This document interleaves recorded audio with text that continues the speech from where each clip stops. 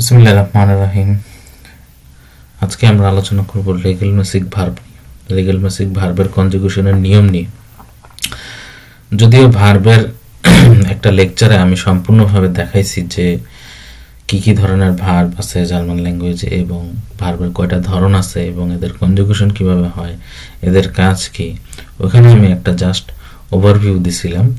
এই ভিডিওতে আমি পার্ট বাই পার্ট হচ্ছে মানে ভার্বের যে ক্লাসিফিকেশন আছে, ভার্বের যে প্রকারভেদ আছে, এইগুলিকে আমি আস্তে আস্তে ডিটেলসে কিছু বর্ণনা করব, যাতে যে কেউ খুব সহজে ধরতে পারে এবং শিখতে পারে। আমার ভিডিও হচ্ছে একদম সিরিয়াল বাই যদি কেউ দেখে একদম এক থেকে, তাহলে হচ্ছে তার বেসটা খুব ভালো হবে। যে কোনো বিল্ডিং এর যদি নিচে বেসমেন্টটা ভালো হয়, যেমন বিল্ডিংটা উপরের দিকে উঠতে সুবিধা হয় বা ভালো হয়, ঠিক তেমনি যে কোনো একটা কিছু শিখতে হলে তার বেস, তার ভিত্তি যদি ভালো হয়, তার যদি ফাউন্ডেশন যদি ভালো হয়, তাহলে হচ্ছে বিল্ডিং খুব তাড়াতাড়ি উঠে এবং বিল্ডিং খুব মজবুত হয়। ঠিক শেখার ক্ষেত্রেও যে কোনো কিছু তার বেসমেন্ট, তার বেসটা যদি ভালো হয়, তার নিয়ম নীতি জানাটা যদি ভালো হয়, বেসিকটা যদি ভালো হয়, তাহলে উপরের দিকে শিখতে খুব সুবিধা হয়। জার্মান ল্যাঙ্গুয়েজে গ্রামার সত্যিকার অর্থে আমি যখন শিখি, সেটা আরো 10-12 বছর আগে, অনেক কিছু বুঝতাম না। অনেক স্টাডি, অনেক পরিশ্রম করার পরে নিয়মতান্ত্রিক ভাবে একটা জিনিস গুছায়া শিখতে পারছি। আমাদের অনেকেই ঢাকা থেকে বা যারাই যেখানে ল্যাঙ্গুয়েজ শিখে, জার্মান ল্যাঙ্গুয়েজ, জিনিসগুলি আসলে প্রথম অবস্থায় গ্রামারগুলি ওরকম অমন ভাবে শেখানো হয় না, বা কোর্সের মধ্যে শুধুমাত্র টেক্সট পড়ানো হয়, বিভিন্ন কিছু করানো হয়, বেসটা আসলে ধরায় দেওয়া হয় না, বা ওরকম ভাবে ওভারভিউটা দেওয়া হয় না, যার জন্য একটা স্টুডেন্টরা একটা কনফিউশনের মধ্যে সবসময় থাকে যে আরে এটা কিভাবে হলো, এটার উৎপত্তি কি, এটার মানে সামনে কি আসবে। তো এর জন্য আমি গ্রামার হচ্ছে বলবো যে জার্মান ল্যাঙ্গুয়েজে গ্রামার হচ্ছে পানির মতো সহজ, যদি কেউ বুঝতে পারে। এজন্য বাংলা ভাষায়, একদম খাঁটি বাংলায়, যে এটার মিনিং কি বা এটার নিয়মটা, জার্মান ল্যাঙ্গুয়েজের গ্রামারের নিয়মগুলো আমি এক্সপ্লেন করে দেব। আজকে এই ভিডিওতে যেই রেগুলার ভার্ব নিয়ে কথা বলবো, সেটা হচ্ছে রেগুলার ভার্ব। যদি আমি একদম সহজ বাংলায় বলি, জার্মান ল্যাঙ্গুয়েজে যেই ভার্বকে নিয়ম মেনে কনজুগেশন করা যায়, অথবা যেই ভার্বের একটা নিয়ম আছে, একটা নিয়ম নীতির মধ্যে পড়ে এবং এই নিয়ম নীতির মধ্যে কনজুগেশন করা যায়, সেটাকেই হচ্ছে বলে রেগুলার ভার্ব।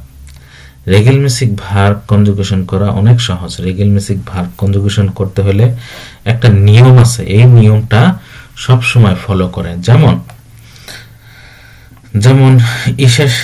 এই যে আমি দেখাই, এই যে মাখেন একটা ভার্ব, এই মাখেন ভার্বটা একটা রেগুলার ভার্ব।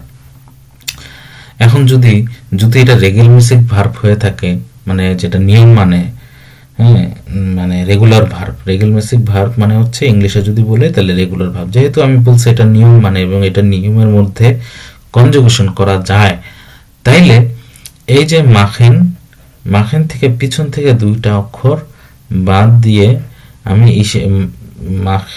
এই যে 2টা অক্ষর বাদ দিয়ে মাখ লিখে যাব, লিখে এই পর্যন্ত যাব। এই কয়টাই তো পার্সোনাল প্রোনোমেন, তাই না? লিখে দেন হচ্ছে যে আমি উপরে যে নিয়মটা দেখাইছি, যে ইসের সাথে ই, ডু এর সাথে এস টি, এর জি এস এর সাথে টি, ভি এর সাথে ইএন, ইয়ার এর সাথে টি, জি এর সাথে ইএন। তার মানে হচ্ছে আমরা যে কোনো রেগুলার ভার্ব পাইলে বা যে কোনো রেগুলার ভার্ব যদি আমরা দেখি, তাহলে আমরা চোখ বন্ধ করে করব কি, যদি কোনো সেন্টেন্স বলি তাহলে বলবো ইস মাখে। হ্যাঁ, যেমন ওই যে বাংলায় আমরা বলি আমি খাই, আমি খাওয়া কিন্তু বলি না। হ্যাঁ, তুমি খাও, আমি খাও কিন্তু বলি না, তুমি খাও বলি। তাহলে এই যে প্রত্যেকটা ভাষায় যে সাবজেক্ট অনুযায়ী যে ভার্বের যে পরিবর্তনটা হয়, ভার্বের যে খেলাটা হয়, এটাই হচ্ছে কনজুগেশন। একদম সহজ বাংলায় এটাই হচ্ছে কনজুগেশন। আর জার্মান ল্যাঙ্গুয়েজে রেগেলমেসিক ভার্বগুলিকে আমি পেছন থেকে দুইটা অক্ষরে যে লাল মার্ক করছি, এরকম দুইটা অক্ষর বাদ দিয়ে লিখবো। লিখা হচ্ছে আমি এই যে এই নিয়মটা ফলো করব, ইসের সাথে ই, ডু এর সাথে এস টি, এস জি এর সাথে টি, ভিআর এর সাথে ইএন, ইআর এর সাথে টি, জি জি এর সাথে ইএন। এই নিয়মটা যদি আমি ফলো করি তাহলে হচ্ছে আমার রেগেলমেসিক ভার্বের যত ভার্ব হোক আমি কনজুগেশন করতে পারবো। যেমন এই যে 100 ভার্বের একটা লিস্ট দিছি আমি, এই 100 ভার্বটা দৈনন্দিন কাজের জন্য, দৈনন্দিন জীবনের জন্য খুবই ইম্পর্টেন্ট, এবং এই 100 ভার্ব অ্যাটলিস্ট কেউ যদি মুখস্থ করতে পারে, যদি মনে রাখতে পারে, তাহলে সে অনেক অনেক অনেক সেন্টেন্স লিখতে পারবে। A1 A2 পর্যন্ত বলা যায়, কিন্তু কেউ যদি আরো বেশি পারে মুখস্থ করতে বা করতে, তাইলে আরো ভালো। যেমন এখানে আমরা আরেকটা এক্সাম্পল দেখি, স্পিলেন। স্পিলেন মানে হচ্ছে খেলা। হ্যাঁ, তাহলে স্পিলেন যেহেতু রেগেলমেসিক ভার্ব, তাহলে এই ভার্বটা আমি কনজুগেশন করব কিভাবে? যেমন বাংলা যদি আমি বলি আমি খেলি, তুমি খেলো, এখন আমি কিন্তু বলি না আমি খেলো, বলি না, কিন্তু বলি আমি খেলি। তাহলে যে ভার্ব আমি যখনই বলতেছে, আমার ক্ষেত্রে বলতেছে আমি খেলি, তুমি খেলো, খেলিটাকে খেলো বলে ফেললাম, কারণ হচ্ছে যে সাবজেক্টের চেঞ্জ হচ্ছে, মানে পার্সোনাল প্রোনাউন চেঞ্জ হচ্ছে। আমির জায়গায় তুমি হলে যে ভার্বের যে চেঞ্জটা হচ্ছে, এটা কনজুগেশন হচ্ছে, এটাকেই কনজুগেশন বলে।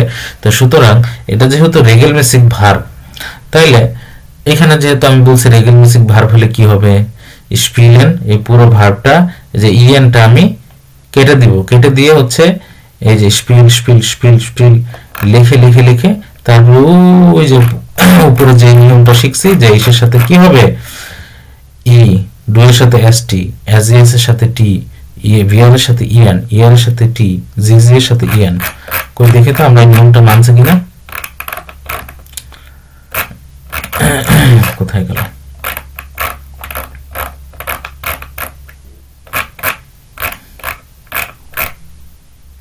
হ্যাঁ, এই যে দেখেন স্পিলে ই এস টি, যেহেতু আমি যে পিছন থেকে ইএন কেটে দিয়ে, পিছন থেকে ইএন কেটে দিয়ে পুরোটা লিখবেন আগে, লিখে তারপরে হচ্ছে যে উপরে যে নিয়মটা মুখস্থ করছেন এটা লিখবেন, ই এস টি টি ইএন টি, তারপরে ইএন।